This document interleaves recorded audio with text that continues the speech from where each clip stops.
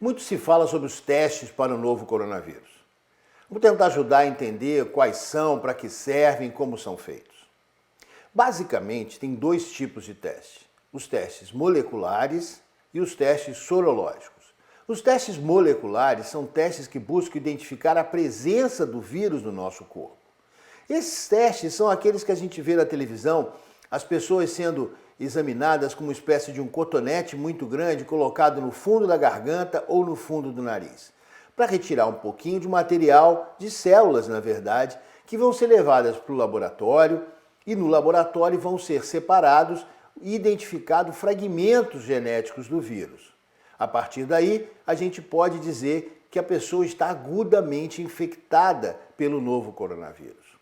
Esses testes funcionam muito bem entre o 5º e o 10º dia da infecção, pois nesse momento existe uma quantidade muito grande de vírus sendo replicada, por isso é mais fácil identificar. São considerados o padrão ouro para a identificação de infecção aguda. A gente também encontra a identificação desses testes como PCR, que é o nome técnico do tipo de reação química utilizada. Além desses, existem os testes sorológicos. Os testes sorológicos são testes que buscam identificar a presença de anticorpos. Os anticorpos são substâncias que o nosso corpo produz em resposta à presença de um vírus ou de qualquer outro inimigo. São substâncias de defesa que o nosso corpo produz. A primeira que aparece é o IgM, ou imunoglobulina M. Ele começa a subir por volta ali do 5º dia da infecção, sendo que o pico dele é em torno do 10º dia também, até o 12º dia. Depois ele começa a diminuir a sua concentração. Ele também é um marcador de infecção aguda, mas não tão eficiente quanto o PCR que eu falei antes. Além da IgM, existe também a dosagem da imunoglobulina G, que é a imunoglobulina G, ou IgG, como todo mundo conhece, é uma substância, um anticorpo de defesa mais prolongada. Ou seja, o nosso corpo começa a produzir esse anticorpo por volta ali do 14º dia da infecção e daí para frente. A ideia é que o IgG é um anticorpo que tem a lembrança de como é o inimigo.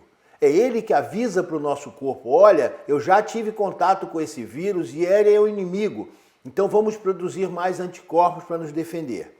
É um marcador de defesa mais prolongada. Esses testes sorológicos, eles podem ser feitos em laboratório.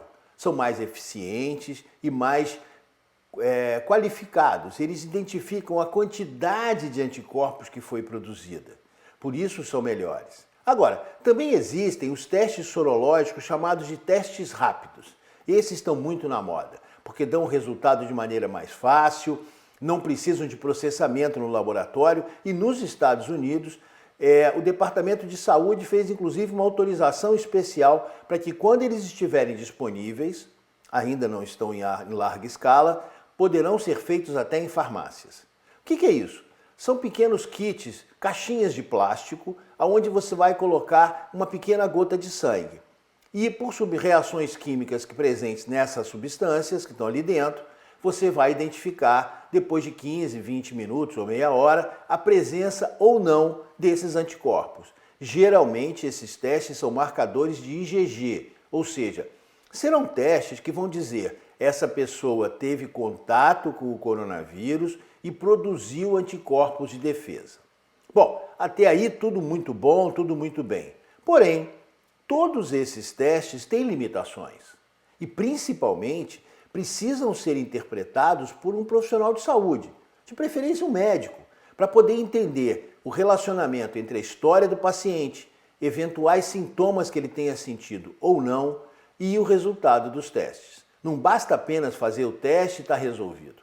Além disso, existe sim falso negativo, falso positivo e principalmente, como você reparou que eu falei que a presença do vírus também tem uma curva de crescimento. A presença dos anticorpos tem curvas de crescimento. Se você fizer o teste procurando uma coisa na época errada, você não vai encontrar. Então, por exemplo, o teste do PCR, que é o teste de identificação molecular do vírus, se for feito muito precocemente, muito no início da infecção, ele pode dar negativo e a pessoa estar contaminada. Tem que ser repetido eventualmente com aparecimento de sintomas ou por orientação do médico. Você pode fazer um teste sorológico do tipo IgM ou IgG e esse teste dar positivo, mas também não ser especificamente com relação a esse coronavírus. Alguns testes podem dar reação cruzada com outros coronavírus que circulam por aí. Daí a importância da validação desses testes, ou seja, as autoridades sanitárias têm que validar a qualidade e principalmente a precisão desses testes. Por isso que muitas vezes é demorada a chegada desses testes no mercado. Por isso que não tem teste suficiente para todo mundo ainda. Espero ter ajudado a explicar toda essa situação dos testes e a gente está aqui para trazer informação, porque informação é a melhor arma contra o coronavírus.